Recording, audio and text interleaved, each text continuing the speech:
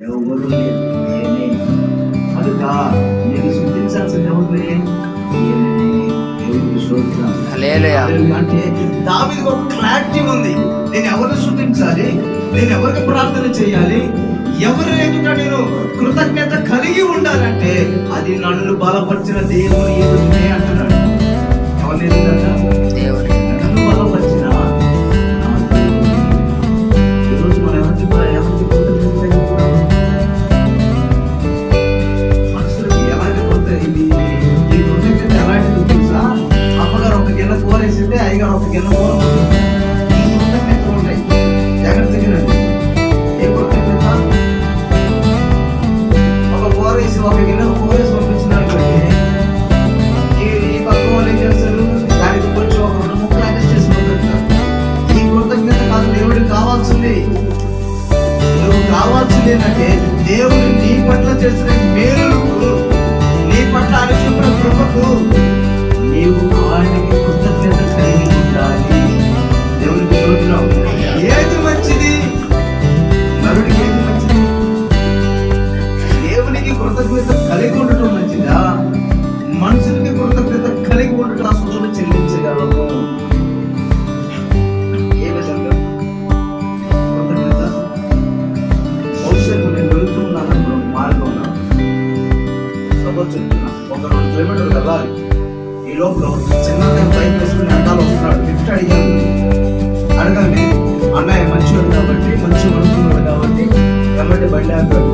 ఎక్కడికైనా అన్నారు ఒక 2 కిలోమీటర్లు వెళ్ళాలంటే చాలా ఇంకా ముందుకు పెడతాను అంటే రాజుగారి వెళ్తున్నాను అన్నాడు. చక్కగా ఎక్కి కూర్చున్నా. అన్నయ్య తీసుకెళ్ళాడు. నేను దిగాల్సిన స్థలం వచ్చింది. అన్నకి రాకుండా నేను దిగుతాను. ఇప్పుడు దిగి నా దారిలో నేను వెళుతున్నాను అనుకోండి, ఏమన్నట్టు ఏం లేనట్టు.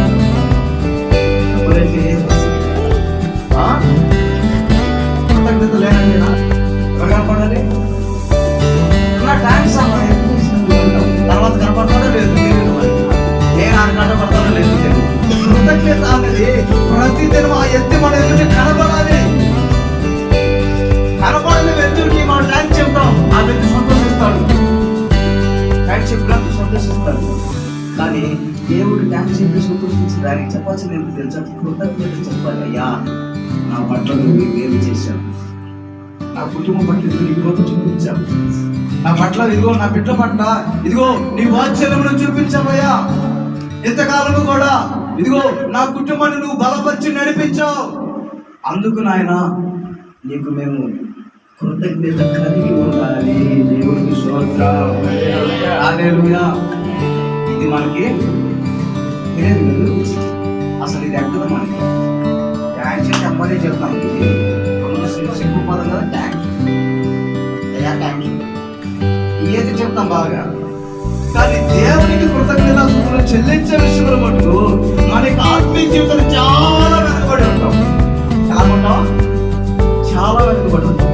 ఒక వ్యక్తి ఎప్పుడు దేవునికి కృతజ్ఞతాస్తుతులు చెల్లించగలడంటే ఆ వ్యక్తి దేవుడు చేసిన మేలును గ్రహిస్తే తప్ప వాళ్ళు చెప్పలేదు. అన్న ఏం చెప్పాడు?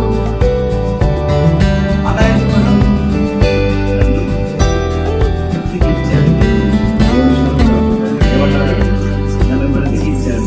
25 అడుగుల స్తంభం నుంచి నిలబడ్డాడు. 25 అడుగులు 5 స్తంభం నుంచి నిలబడ్డాడు. ఎవరు బ్రతికించాడు? ఇప్పుడు ఏమంటున్నాడు? నా బ్రతికిన లేదు. యా నీ సేవ చేస్తాను. ఇది కృతజ్ఞత. దేవునికి స్తోత్రం. హల్లెలూయా. నువ్వు నన్ను బ్రతికించావు కదా. ఇదిగో నన్ను బ్రతికించినందుకు కొన్ని రోజులు